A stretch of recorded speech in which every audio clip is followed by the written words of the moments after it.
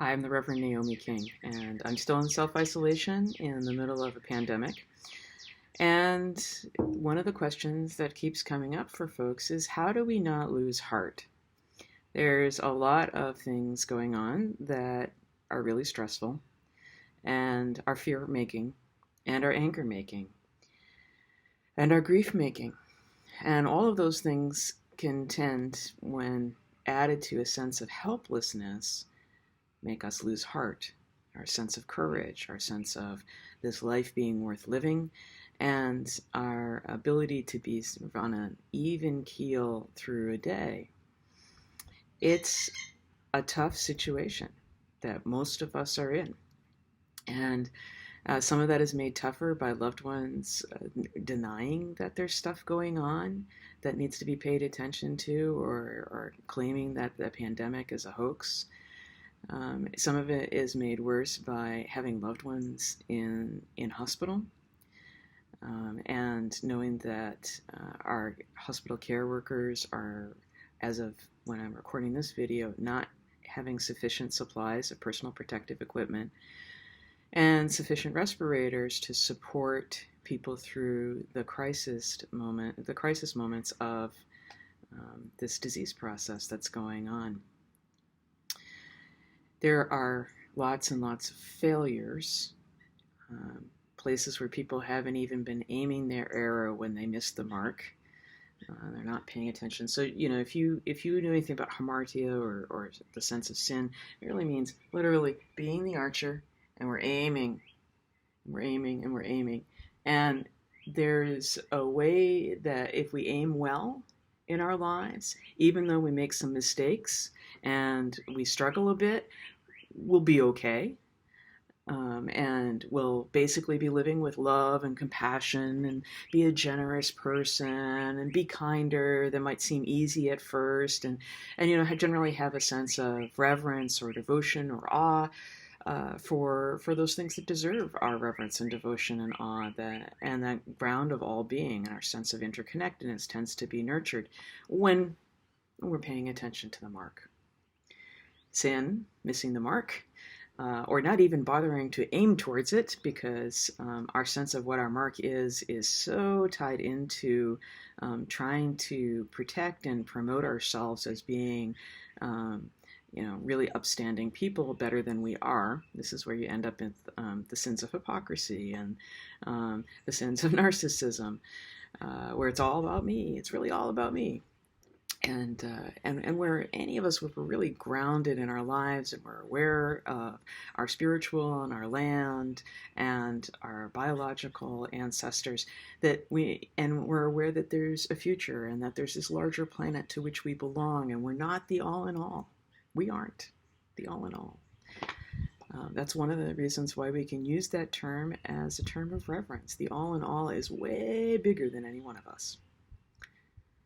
So there's a lot of that missing of the mark, or not even aiming towards the same mark of devotion or reverence or humility or care for one's neighbor that's going on, and that can be discouraging.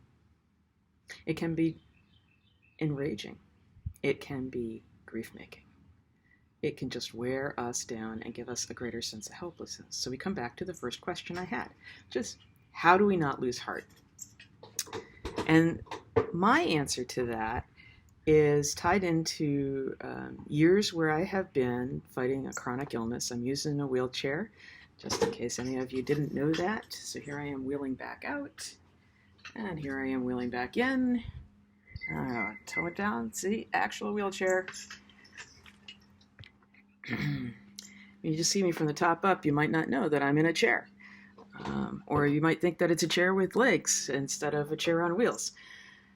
But I spent years where I could not get out of bed, and I struggled to breathe well, and I could not speak or whisper even. And the struggle at that point is, how do I not lose heart? And for a while I did lose heart. Let me be very real about that. That's part of the human condition, that sometimes we do. We can come back from that. And that in and of itself can be a heartening thing. The idea that we can find enough in each day that is heart-worthy, and that opens ourselves again to the beauty and the mystery and the wonder of a life worth living if we're paying attention. So it meant at that time that I had to get really super simple. This is hard. A lot of us will only become super simple when we can't do anything else. And in this case, that's part of what's creating this level of helplessness and sense of anxiety is we've taken these defensive measures for faithful and social distancing, and many of us are not going out anymore. We can't. Or we're choosing not to in order to try to flatten the curve and make this pandemic more manageable so that as we become infected, not that we're never going to become infected, but as we become infected, it doesn't create this huge toll on our healthcare system. So how do we come back to this losing, the coming back to creating heart? Again and again, I get back to this point. I had to start with noticing what was all right, what was good. And if you come back to a core of my spiritual practice, it is noticing the good, because I have no problem noticing the bad. I have all kinds of skills, and I'm evolutionarily evolved to really focus in on the stuff that's going wrong. And I'm going to notice the news, and I'm going to notice what's happening in my own self that's not so awesome. So I really have to spend time focusing on what is well. And the first thing that I begin with is that I woke up in the morning to notice even that it was well. Because some of us aren't going to wake up in a morning. That's part of the reality of life. Wherever there is life, there will eventually be death. We're kind of hoping to prolong that.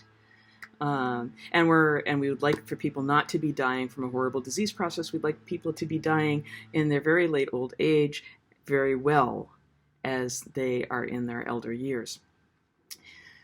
But I woke up this morning, and what did I put my mind on? As the old son says, did I put my mind on freedom? Did I put my mind on love? Did I put my mind on grief? Did I put my mind on anger? So if I take that first few moments when I wake up in the morning, and if I start with worries, I pour the worries out. And I put out those worries, whether they're in meditation or they're in prayer, or I just write down a list, and I do my 10 minutes of worrying. And then I have to notice what else is good. Am I breathing? Oh, I am breathing. What's the quality of my breath? Is today maybe a little tighter or more challenging than another day? Might be, but I can still breathe. And so I might notice how deep I can breathe and how relaxed my body can feel with that. I might notice something else going on. I woke up in a bed this morning.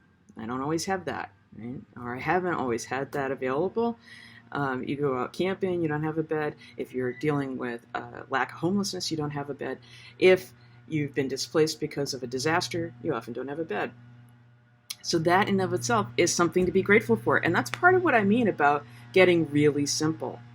Like right now, if you hear in the background, somebody's running a two-stroke engine, and it's pretty high-pitched and noisy, and I could go and focus in on that noise, or I could come back and go, oh, I have birds over here, it's a beautiful day, I'm talking to you. It's a gracious thing. And that's part of the spiritual practice of noticing what is okay. We notice the negative, we notice the challenging, and we can hold a both and, because we are big enough to do that. We are complicated enough beings to do that. We can hold the both and of there are challenges and there's a lot to be grateful for and a lot that is good. So I hope that today you'll spend some time focusing on what is good enough and some of your achievements that can be heartening. And then when you do feel grief, anger, and fear, please use that to advocate for the necessary social changes to help us answer this pandemic. Whether you're assisting a neighbor or you are actually calling up and insisting that some political change happen in order to make sure, like, for example, our healthcare professionals have appropriate protective gear so that they can really care for people and not grow sick themselves. I wish you a peaceful day, and a day where you can find some hope and encouragement just in the simple practices of being. Blessings to you.